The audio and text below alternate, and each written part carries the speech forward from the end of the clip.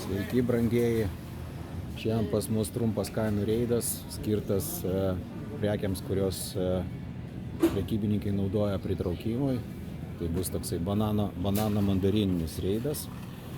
Tai trumpas intro: bananai tai yra turbūt ta prekė, su kuria prekybininkai mus vilioja ištisus metus. Na, o mandarinai tampa viliojimo įrankiu prieš Kalėdas. Tai dabar esame Maksimoj ir čia vyksta bananų akcija. Taigi 99 centai kilogramas, nubraukta kaina €39, o mandarinai čia yra po €49, nubraukta kaina €99. Toks įdomus atvejis, kad prekybos tinklas įjungia visas viliojimo priemonės. Na ir dar pasižiūrėkime tokias prekes, kuriamis galima būtų pasilepinti prabangiai. Taigi prabangiai pasilepinimo prekė turbūt būtų braškė ir trešnės.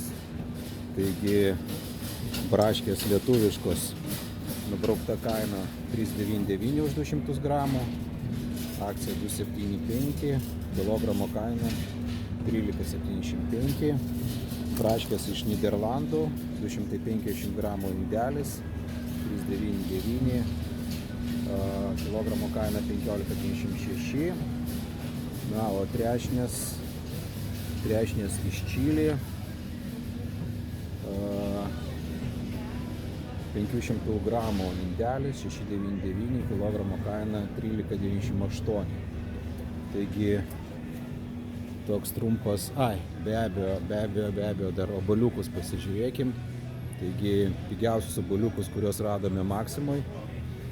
Tarp kitko, oboliai tapo prabanga, vertinant mūsų šių metų derlių.